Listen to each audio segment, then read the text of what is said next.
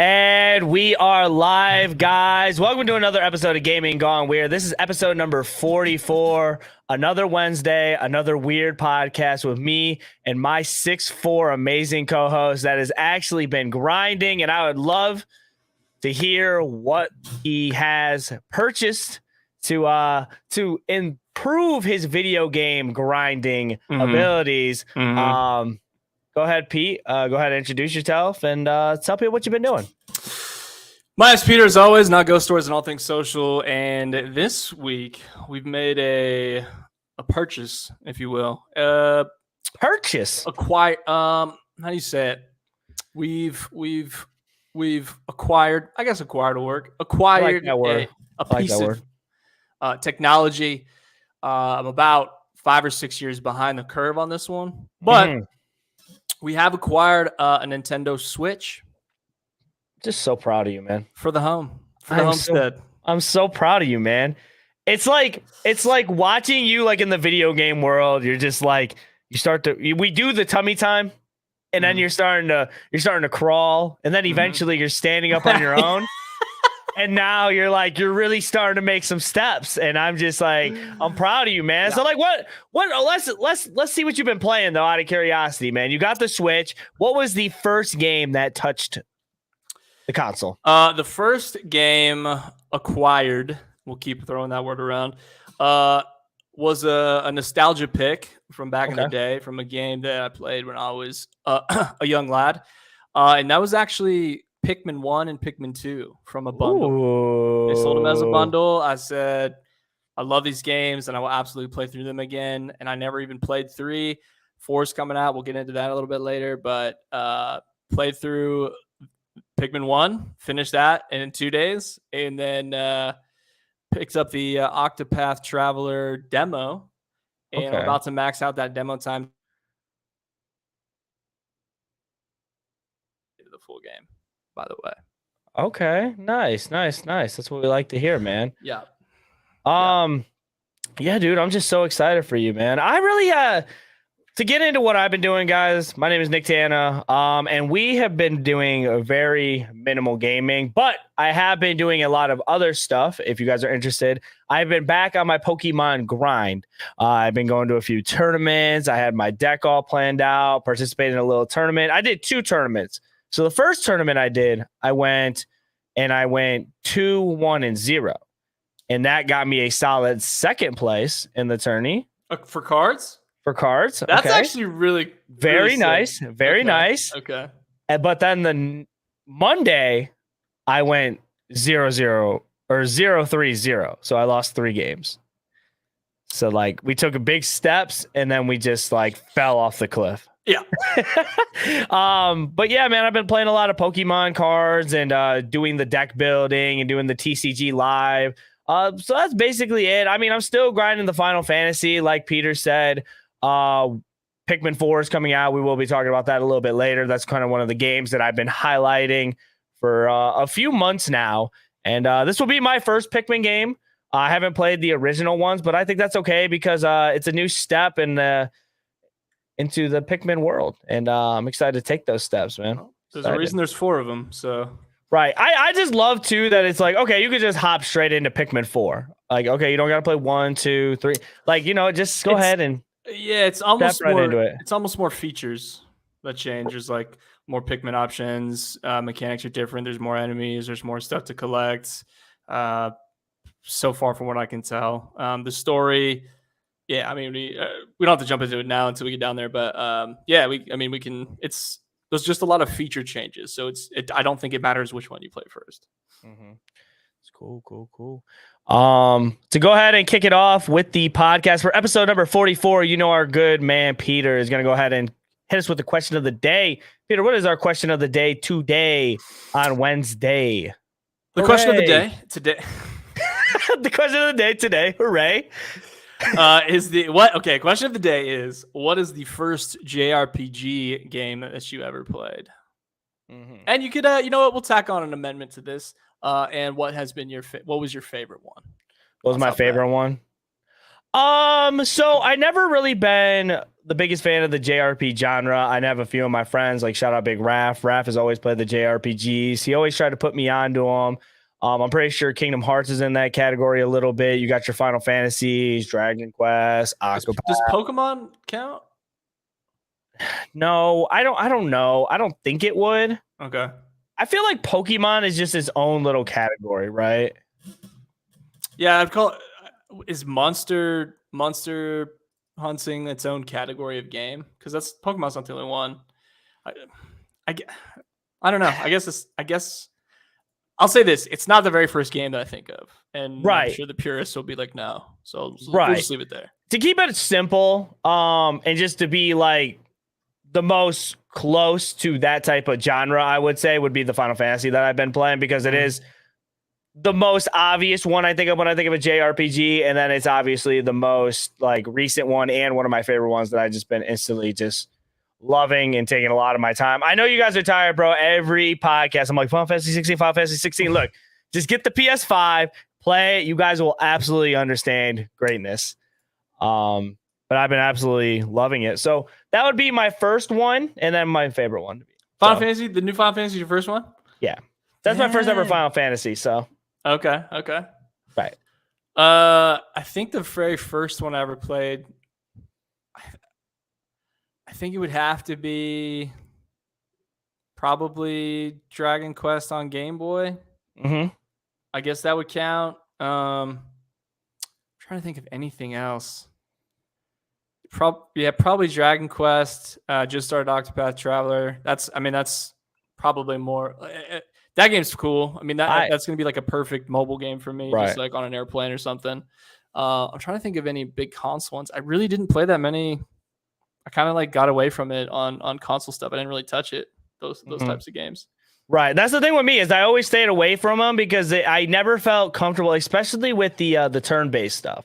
The turn-based stuff, yeah, it's weird for me because I don't like turn-based combat like that. But when it comes to Pokemon, I'm okay with it. Yeah. I have no idea why or no reason why. Like when it comes to Pokemon, like I like that type of combat. Turn-based, I do a move, you do a move, we go back and forth. But when it comes to the fighting type styles, like the older Final Fantasies and stuff like that, like, oh, I have 3 people. I got to pick all their attacks, what they're going to do. How am I going to take on these guys?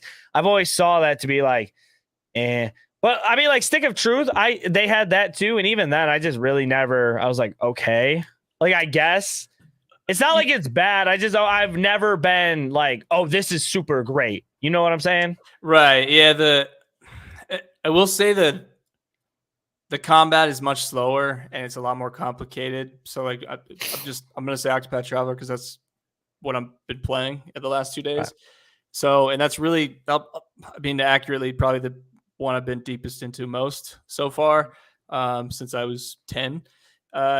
It's like every turn, there's just so many selections or options. So the combat is really, really slow. And the fights, it takes a lot of time. Is that what it is? The fights are long. So no matter if it's like a bug in the forest. I'm glad someone said or it. A boss, but you're like you can't get through areas quickly. Like the game lasts a long time. I'm so glad someone said it, dude. It's just long. That's it. It takes so long. Like, okay, we're on the same page. You can't be like, oh, I got 45 minutes. I can play a level. You're like, it's not even worth it.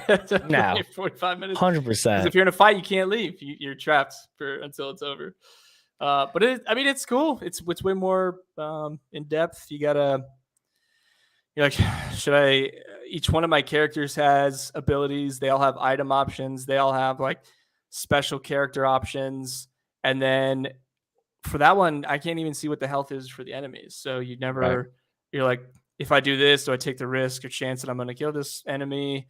Oh crap. Like turns out I forgot that I didn't attack last move. So now he's got, you know what I mean? It's like way more, there's a lot more things to think about. And yeah. Right. Let us know your guys' answers down below. I know Jerry said Final Fantasy VII Remake, which is one of the top ones. I know a lot of people's that's a lot of people's favorite Final Fantasy games. So big ups to that. Before we get into the games that are coming out this week, make sure if you guys like this type of content, me leave a sub, like, comment, all that type of stuff. We have other podcasts on the Know Your News branch where you guys could reach out and explore something that's more than just gaming. We have sports, we have weird news, all that good stuff. So make sure you guys hit the sub to watch that and never miss us. To get into the games that are coming out this week, a decent amount of them, and then these two are on Game Pass. One of them is called Toem, and I really like that black and white art style, and the characters look really cool. And obviously, you see Not Ghost Stories in the back. Oh, in the back there, look at that. By the tree, yeah. Wow. Very handsome, very handsome. Dapper and then this game is on the PS5 and PC. This game is called Viewfinder. That watermelon is big chillin', big vibes. And I'm just noticing that Pillow has a nice little landscape on it, nice little views. He's definitely like catching a vibe, and I can appreciate that. And last but not least, if I had $1 for every time we've said Pikmin 4 on this podcast already, I think we'd be able to buy this game because Pikmin 4 is coming out July 21st. I mean, look how cute. Look at the dog. Big dog. I feel like he just looks goofy. His eyeballs are super far away. The game is goofy. It's a goofy game. It really is. Oh, right. Because it's completely normal that these eggplant little things are just following you around and you're just whipping them and stuff. You know what? Okay, they do sound like that though. Yeah, like nothing. Yeah, that's right. You're not off on that. Nothing about this game screams normal, but I get what you're saying. It's goofy. Yeah. Oh man. Getting into our discussion piece of the day. Me and Peter, we love to review games here, and the first game that we're going to be talking about today is Exoprimal. This game came out on Game Pass. It was last Friday, and this game was kind of iffy to me because I saw it for time and times again. They kept on talking about it, Ubisoft shows and all that stuff, and I was like, it looks okay. Look, it looked very cool. To kind of get into what the game actually is you are basically, think of it as like an Overwatch vibe, and think of it as you have 3 different types of classes. You have the tank build, you have your DPS type like shooter builds, and then you have a support build. And then the whole purpose of the game is there's dinosaur outbreaks, and you have to go ahead and take down all the dinosaurs as fast as you can because you're going up against another team of 5, and whoever takes down the dinosaurs the fastest get to go ahead and move this cube kind of like a payload, and whoever reaches the end first is the clear winner. Like I said, I was playing this game a lot over Friday, and I can say I'm very optimistic about this because when I played it, it was very fun. What made it so much fun is I sat there and I had a group of people. I had my boy Falk and Yofi, shout out to them. Oh, and Ace. I did have about 4 people. And it felt like something different. To throw in something, it's like one of my favorite things about Titanfall is Titanfall has this like PvPE aspect where like there's bots or there's some sort of like enemy out there that you can kill and farm up to like level up your ultimate or just get a groove in and get shooting and to get extra points. And that was one of my favorite things with this. Like, yeah, the dinosaurs were super easy to kill. Yeah, it didn't but it felt good to just like seeing how fast you could take down these dinosaurs. And you're kind of getting into a groove of thing. Okay, well, you see these pterodactyls out and it's like, okay, well, the DPS better take care of this pterodactyl because it's in the air. And then it's like, okay, well, I have like kind of like a range wave weapon. And it's like, I got to sit here and I got to farm all these ones close together. I better stay close to my tank and help him and heal him. So there's like an aspect to the game where it's like really like strategy wise, but it's cool. And they also have a decent variety of like, they had like 3 tanks, about 5 DPS, about 3 supporters. So the options are there right off the rip. And it was cool, but I could definitely see how this game could get boring. Peter, I know you played the game too. Tell me what you thought of your first impressions so far. So I was going to say, for the same reason that you can't just hop on a JRPG for 45 minutes, this is actually a perfect game to fit into short time slots. This is definitely the type of game where you're like, I'm going out tonight. I've got 45 minutes before the crew comes over. You could get 2 games in, maybe even 3 games, depending on how fast your team goes.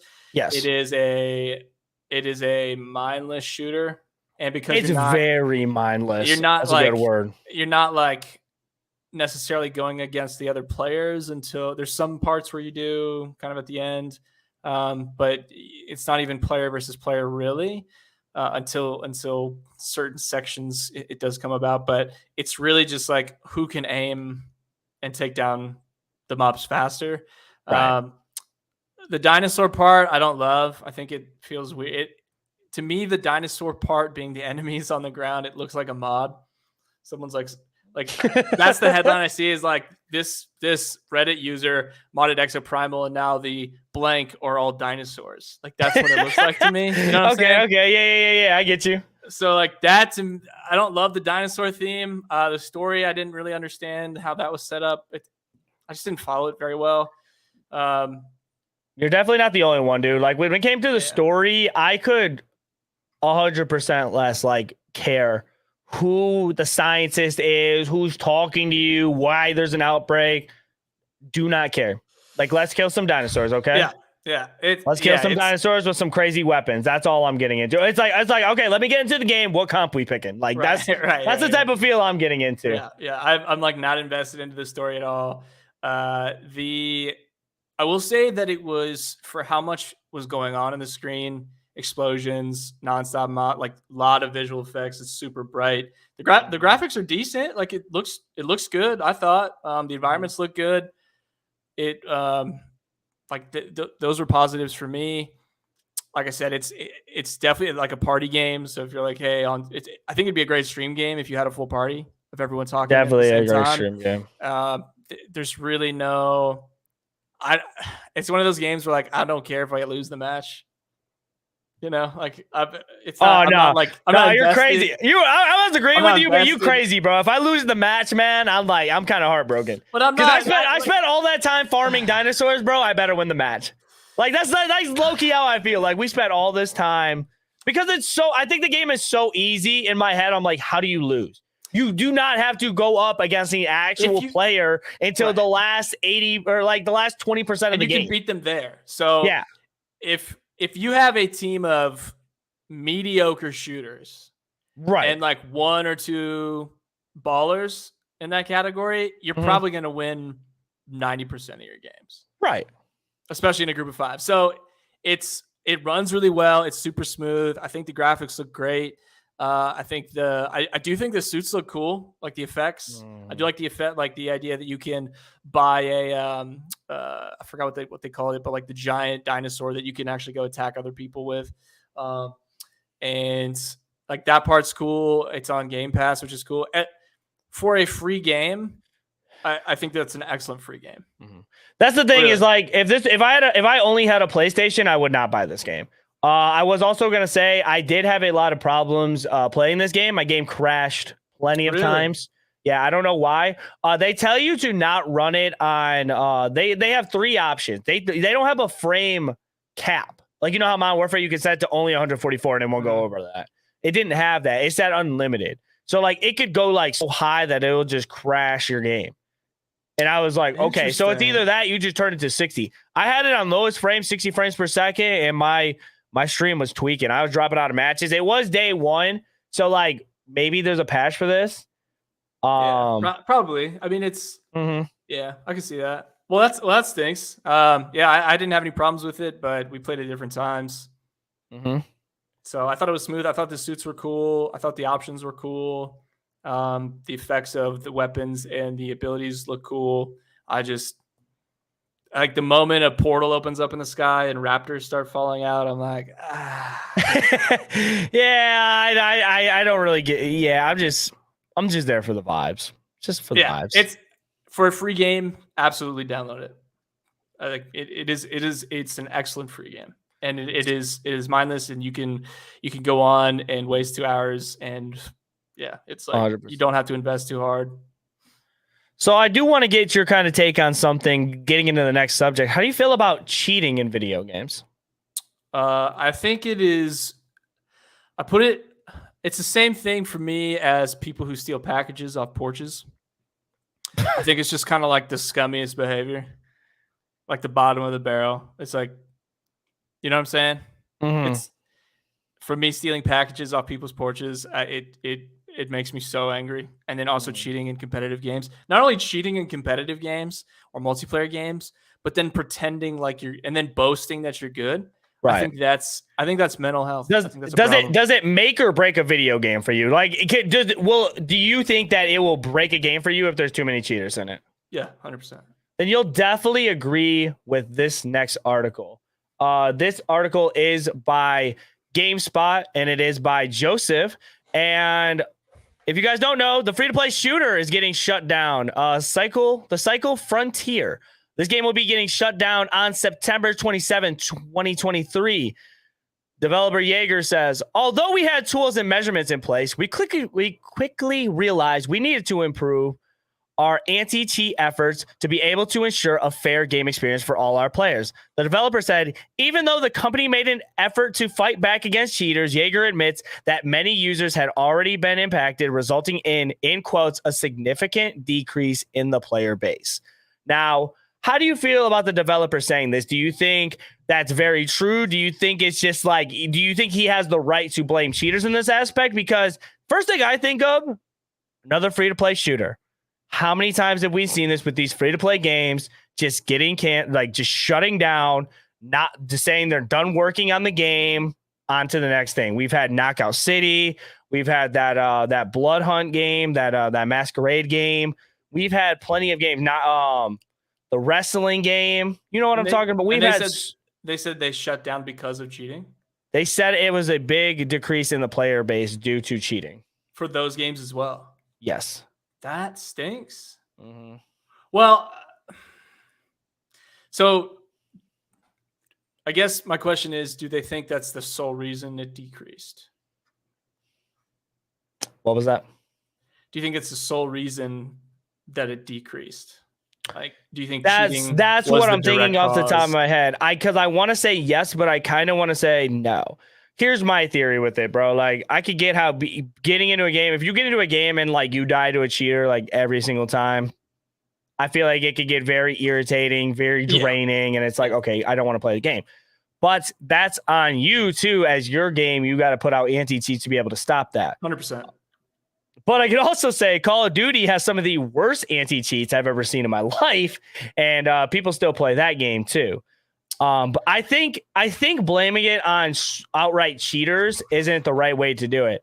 I just think I'm not saying the game is bad if you do like the cycle. Man, I seriously do apologize, but we need to understand that this business model isn't working anymore. Let's get the free-to-play game. Let's push out microtransactions. This is what the people want. And it truly isn't. If your game isn't good enough to compete with all the other games that are free-to-play and just straight-up microtransactions and people don't want to spend money in your game, you're going to fail very, very quickly. We've already seen it with a lot of these games. So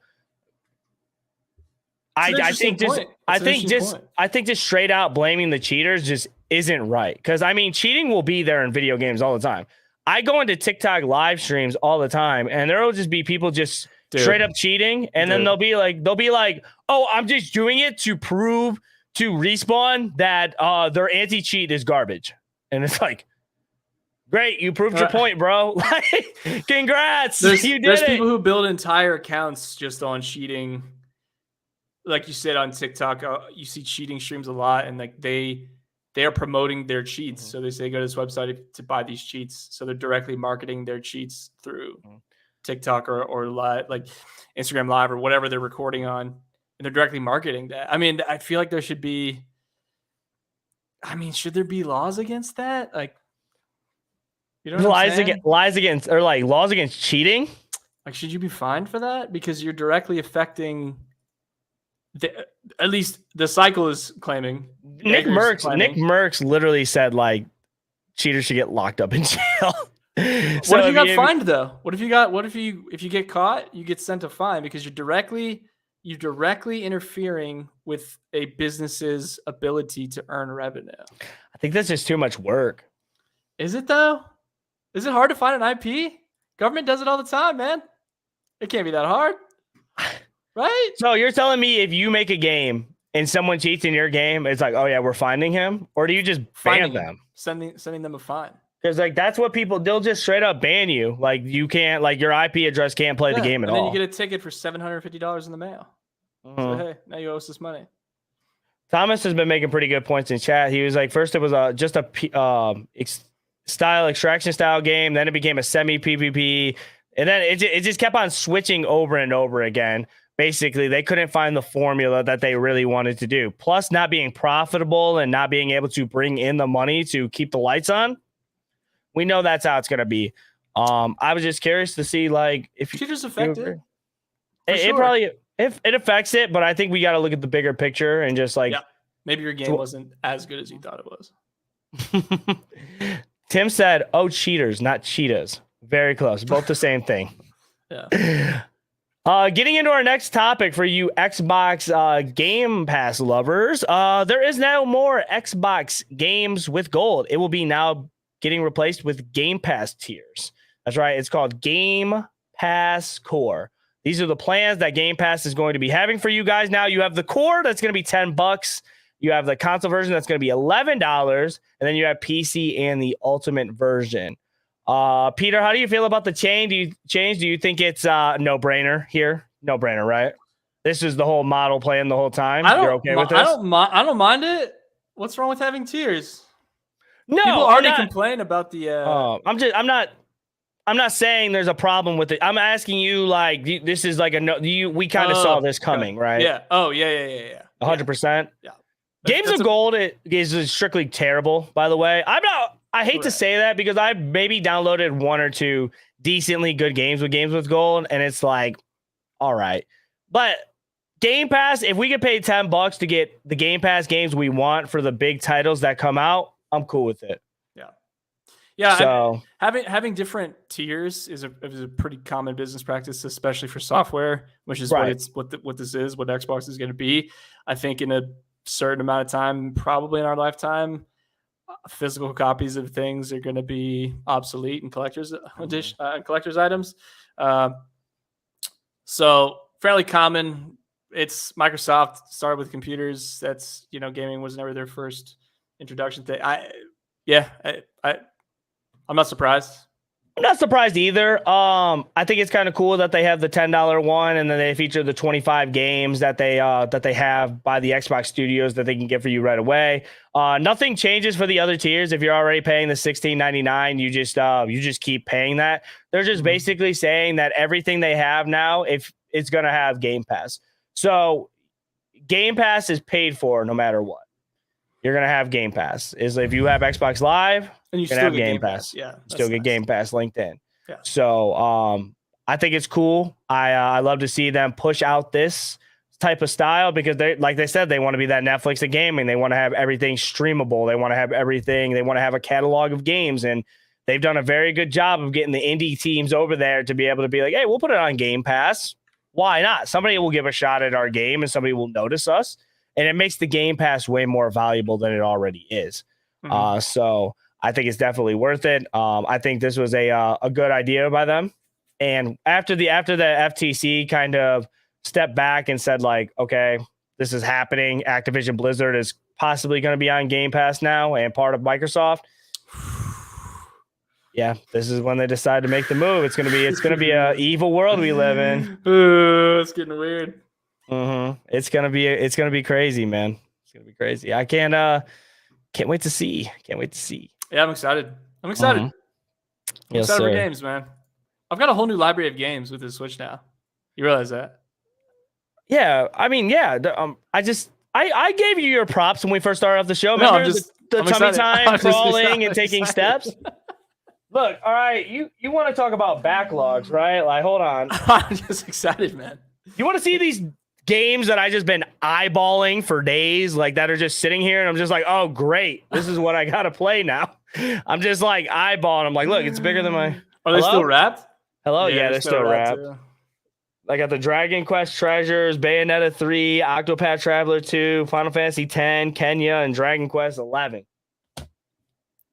All right. I'm just saying I'm excited. That's all. If you want to flex, we can flex. I've got 5 years of Nintendo games I haven't played.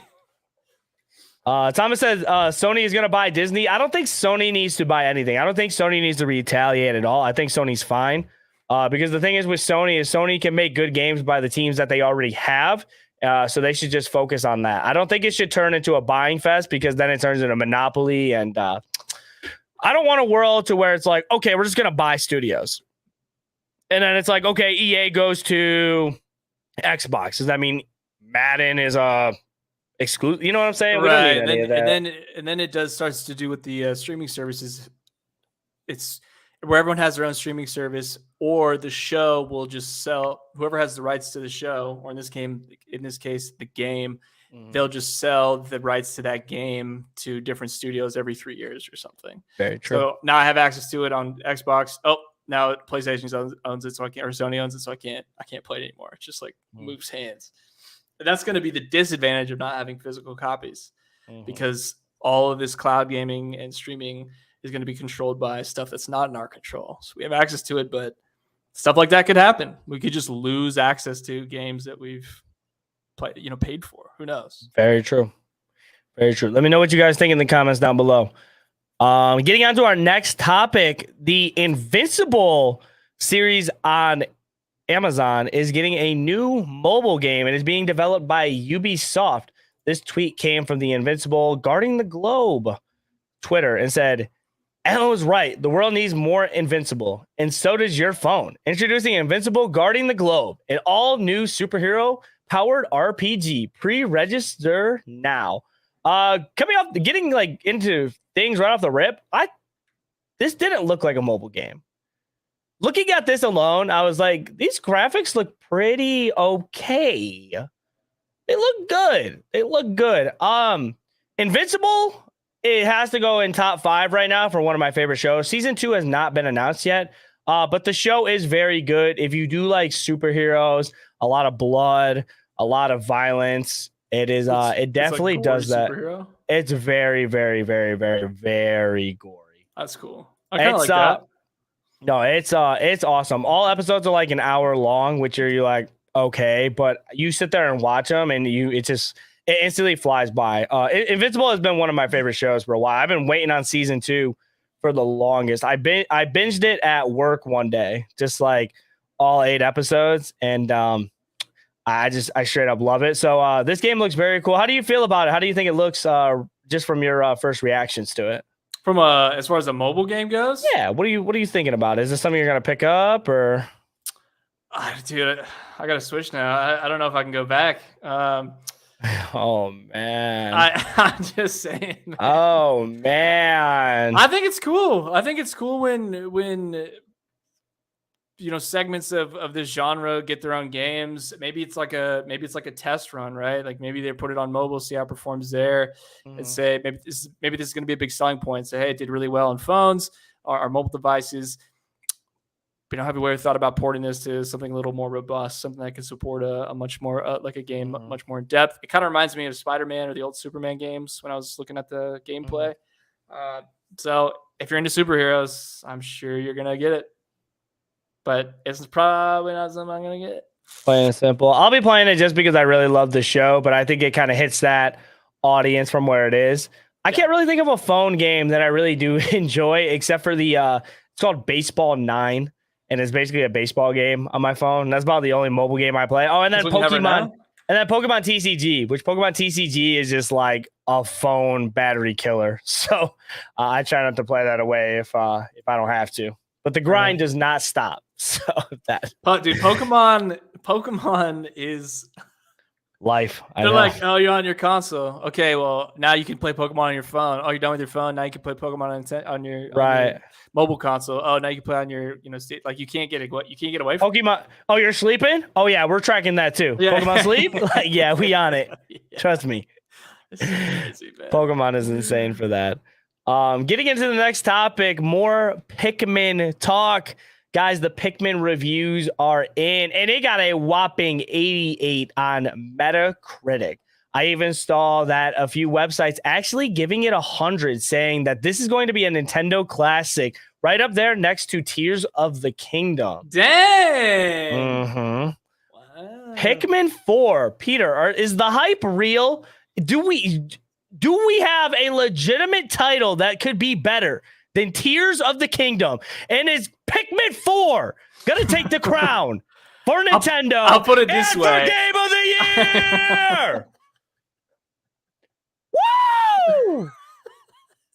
Pikmin! Yes! I'm dead. I'll put it this way. How many new gen Zelda games are there? And how many new gen Pikmin games are there? I think it's the same, right? It's 2. It's 2 and 2. Total games? All right, Zelda might have a beat. But yeah, man, it is a puzzle game, is what it is. It is a goofy puzzle game, and the characters are cute, and the story is not that deep, but it is extremely addicting. A big part of that is that you're on a timer. So you have a daytime and nighttime cycle, and you have very limited time, so you have to move fast. And you get attached to your little Pikmin, and I think there's an emotional aspect to it. You get a little dog in this new one.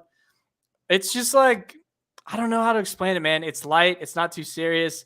You do get sad when you lose your Pikmin, when a big frog comes out of nowhere and eats half your squad.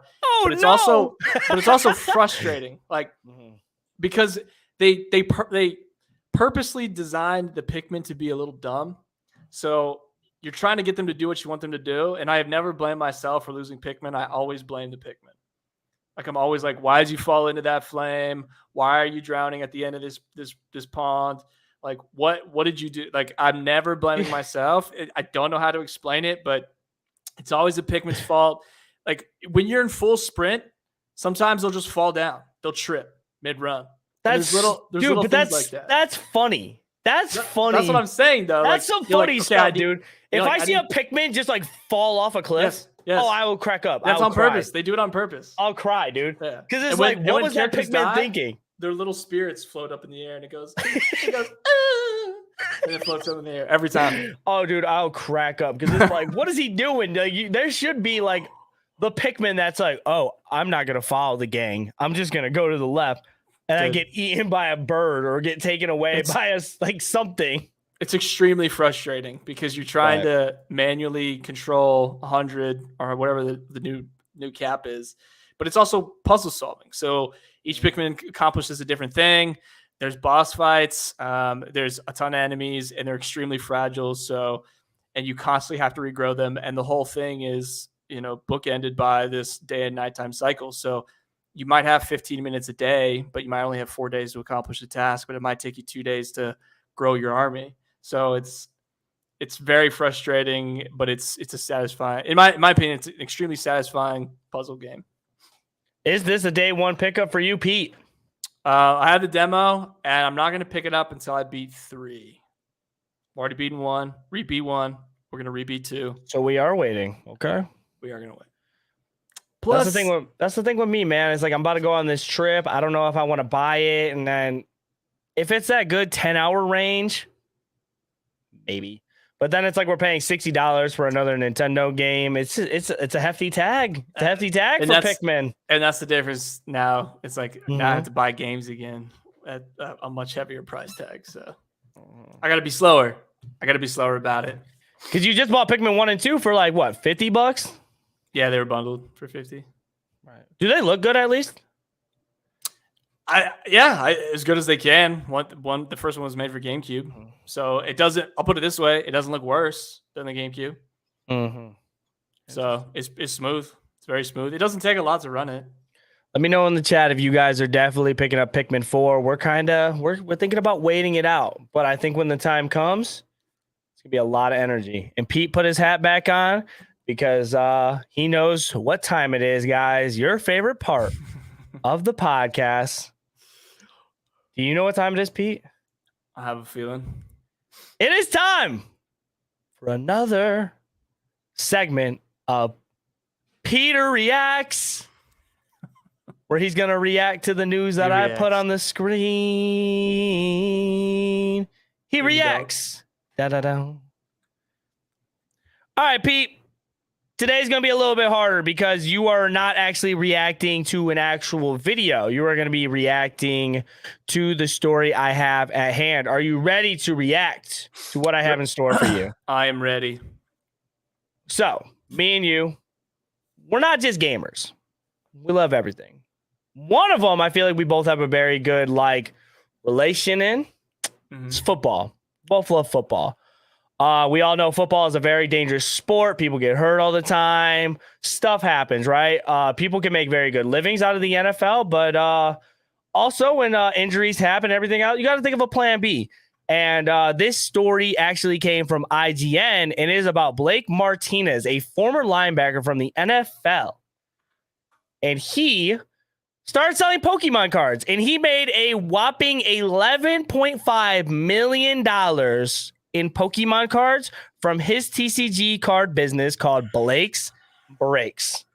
$11.5 million. So instead of playing football, he sold cards, he invested in cards, and made a whopping money from not being in the NFL into selling cards. Pete, how do you feel about this story? First of all, bravo to Blake. I'll just say it right off the rip. Going ahead, injuries were tough for him. He was kind of bouncing around from team to team. And then he made a living off of selling Pokemon cards. So go ahead. Give what you got to say, man. React. There's a lot less CTE in Pokemon cards, so that's probably a good move. Yo! That's a positive. That's very positive. That's a positive. How much was he making how much did he ever make in the NFL? Not 11.5, I don't think. He wasn't that great. So is he just buying and reselling cards? Yeah, I mean, that could be anything. That could be YouTube revenue. That could be opening up packs. That could be his own card business, selling cards, grading them for profit, all that type of stuff. Dude. Oh man. But okay, he had to have. So from 2020 to 2022, Blake Martinez signed a 3-year deal for $30,750,000 with the New York Giants. That include a $6 million signing bonus and $19 million guaranteed. So he still made more per year annual. So far, he's earning more. We're talking about getting hit by men running 30 miles per hour that weigh 300 pounds, or opening up cards. Yeah. there's a and we know he's strong. Difference. We know he's strong. Right, he's got to be strong. So he's tearing that ease. Oh, he's not. No scissors no involved. Struggle. No you know, code cards are just. I don't know what that was. That's not even a prop, ladies and gentlemen. I don't know what that was. It was a code card. Damn, I wanted to use that. You're so committed to the bit. I appreciate it. I hope it sounds special. First of all, good for him. I don't know how hard it is for professional football players to pivot from professional football. If you can come out of it making more money than you were making in the NFL, then more power to you. Way more power to you. Mm-hmm. I wonder how he got into it. Love of the game. You think it was just a business thing, or he was just, hey man, I'm just really into Pokemon cards? It's a great question. I would actually love to read the full article to see how much he really loved the game, or if he was just like, this is a hit. You know what I'm saying? Because Logan Paul did the same stuff. So, yeah. I mean, no, good for him. More power to him. Congratulations. I hope he keeps doing it. I think it breaks a lot of stereotypes for football players, or maybe it reinforces a lot of stereotypes for football players. Either way, that's a lot of money. Either way, that has been another segment of Pieter Reacts. Pieter Reacts. Da-da-da-da. Can we get some rips in the chat for that code card? Oh, I'm scanning it still. Y'all ain't going to get it twisted. I unraveled it. I'll take it out of the garbage earlier. Don't judge me. Getting into our last topic of the day, guys.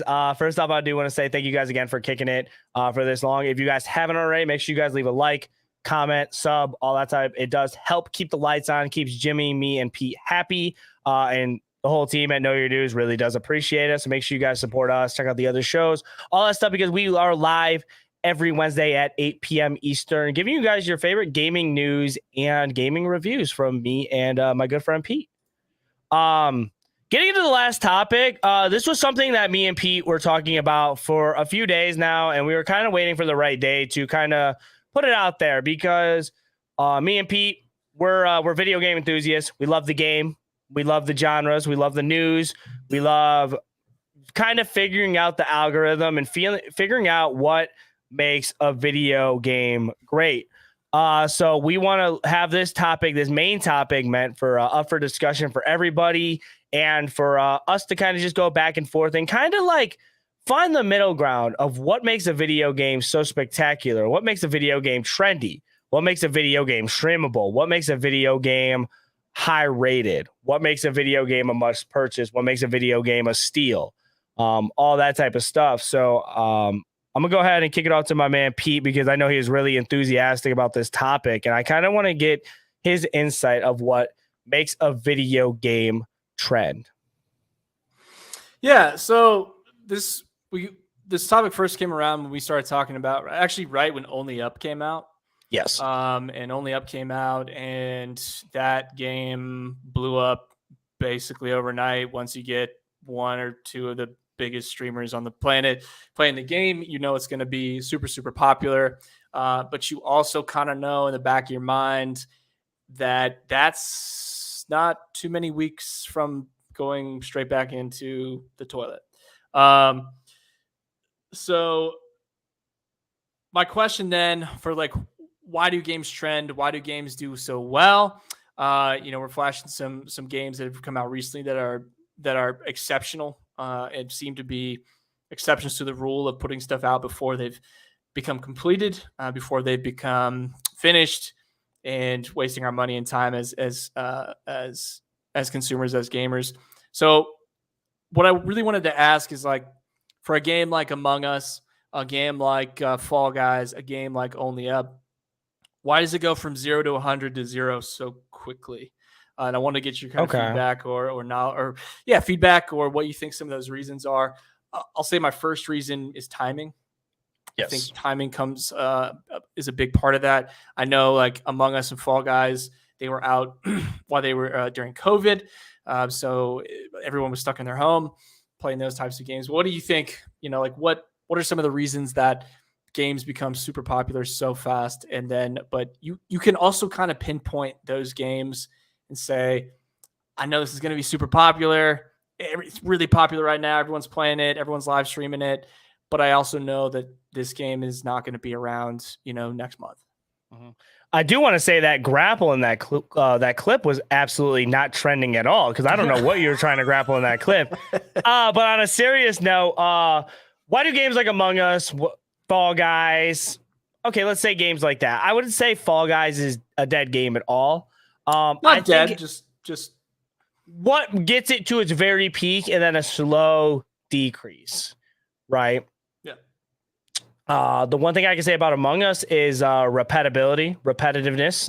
It could get absolutely draining doing the same thing in Among Us over and over and over and over and over again. And talking from experience, playing Among Us with absolute sweat balls that do nothing but count the seconds for how long you were in the electrical room and how long you were shooting astral balls for. And it's like, hey, bro, this game was made for literal 5-year-olds that love to say sus Among Us.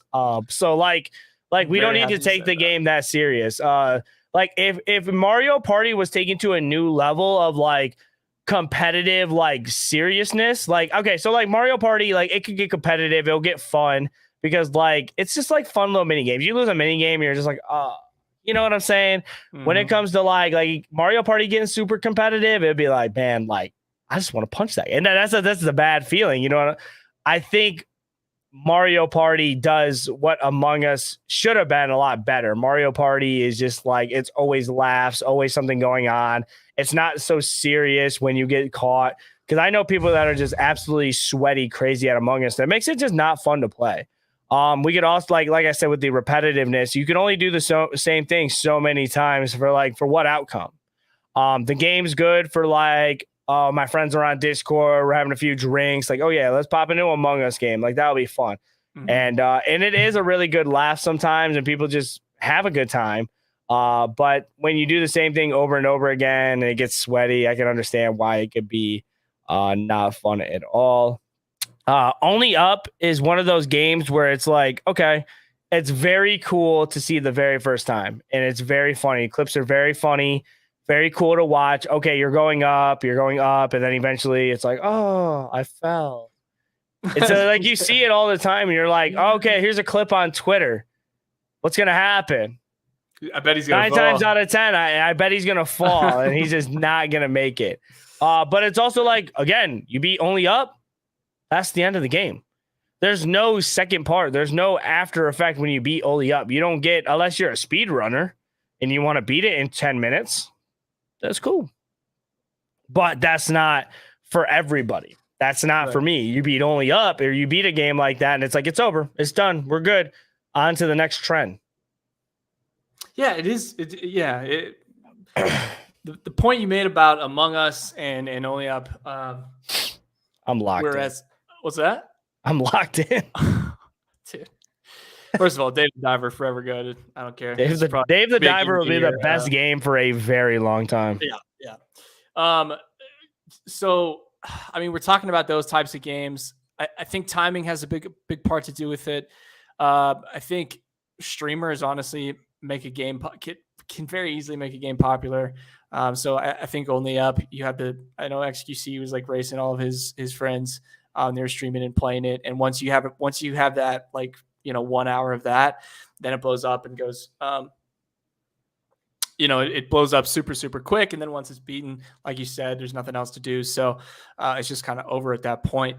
It just becomes this flash in a pan. The game comes in, it's super popular. I think those devs know that they have a extremely short period of time, maybe a month, to kind of like make as much money as they can, get as much promotion as they can, because I think they also designed a game where if you beat it once, that's the game. So another game I really wanted to bring up, and I'm sorry for cutting you off, but it came into my head, Animal Crossing. Animal Crossing had to be one of the most trending games I've ever seen in a lifetime, next to Fortnite.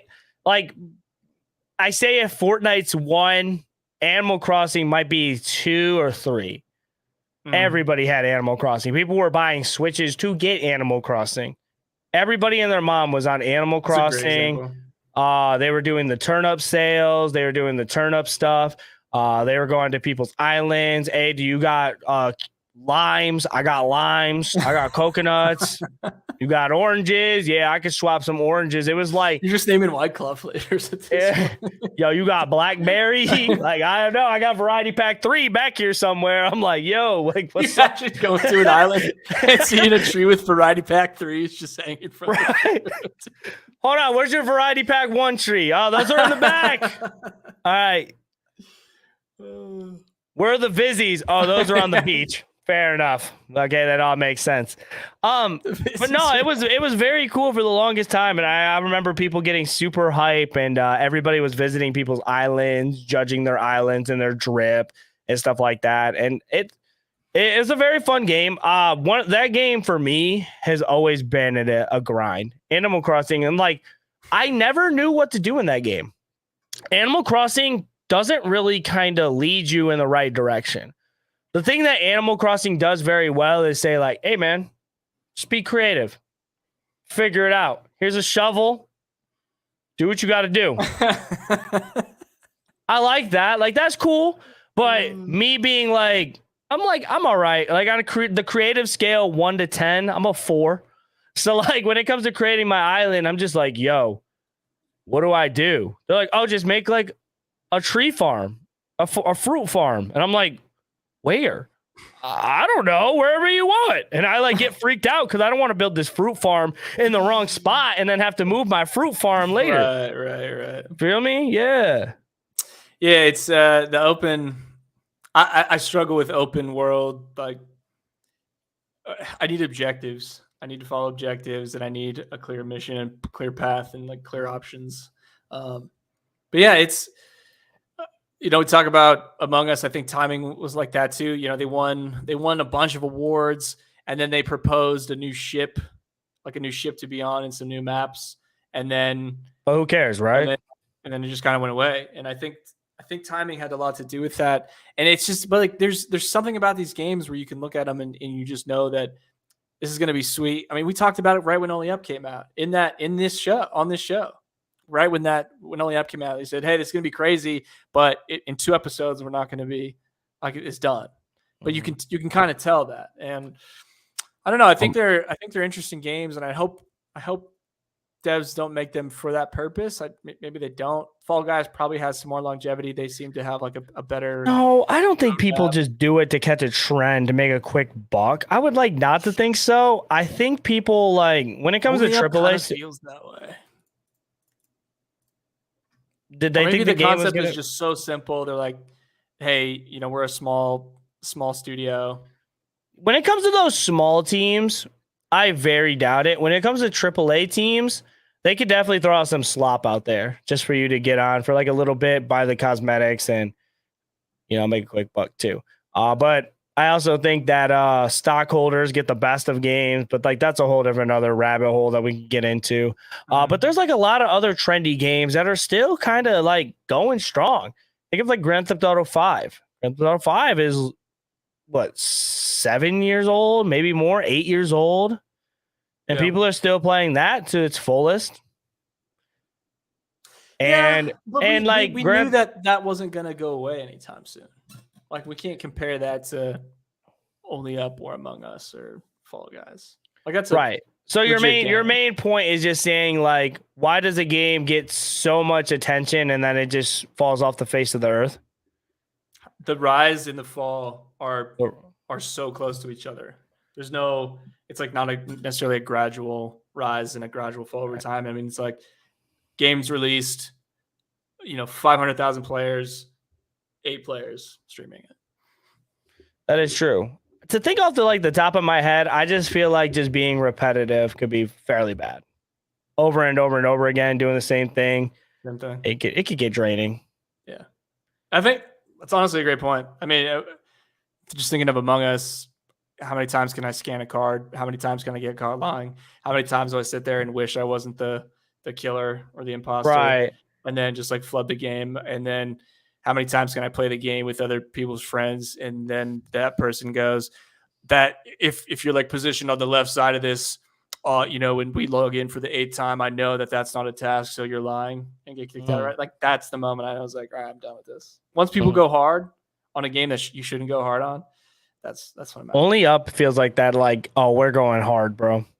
I think everybody at least touched that game once. Yeah. Which is good for them. Yeah. But it's just like, okay, now that it's done, what's next? And they have nothing next to show. Yeah. I agree. But that's really all I had for that one. Just kind of something I'm thinking about.